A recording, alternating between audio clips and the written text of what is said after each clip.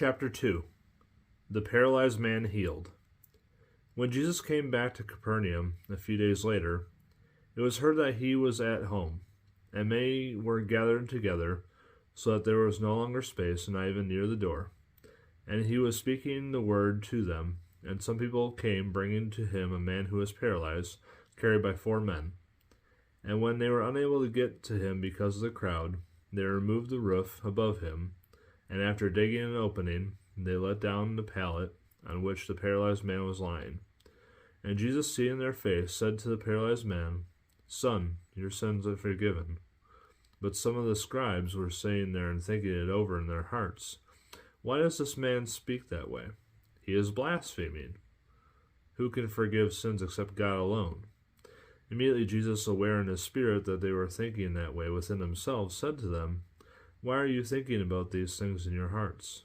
Which is easier to say to the paralyzed man, 'Your sins are forgiven,' or to say, 'Get up and pick up your pallet and walk'? But so that you may know that the Son of Man has authority on earth to forgive sins," he said to the paralyzed man, "I say to you, get up, pick up your pallet, and go home."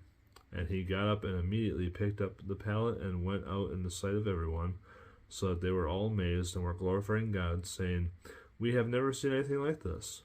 And he went out again by the seashore, and all the people were coming to him, and he was teaching them.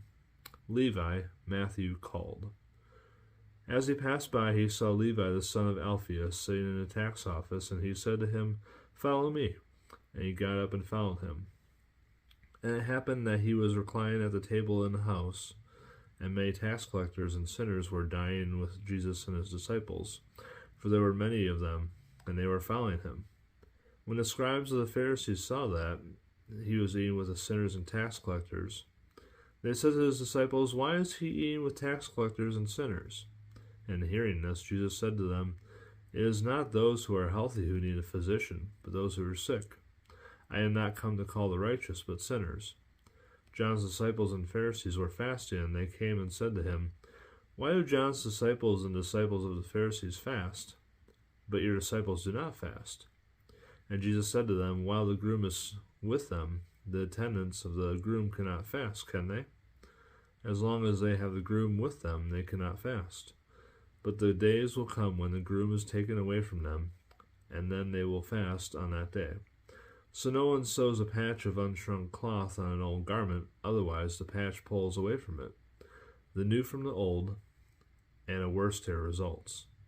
And no one puts new wine into old wineskins, otherwise the wine will burst in the skins.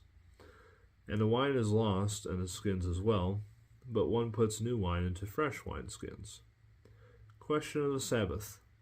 And it happened that he was passing through the grain fields on the Sabbath, and his disciples began to make their way along while picking the heads of grain. The Pharisees were saying to him, "Look, why are they doing that was not lawful on the Sabbath?" And he said to them, "Have you never read what David did when he was in need, and he and his companions became hungry? How he entered the house of God in the time of Abiathar, the high priest, ate the consecrated bread, which is not lawful for anyone to eat except the priests, and he also gave it to those who were with him." Jesus said to them, "The Sabbath was made for man, and not man for the Sabbath. So the Son of Man is Lord even of the Sabbath."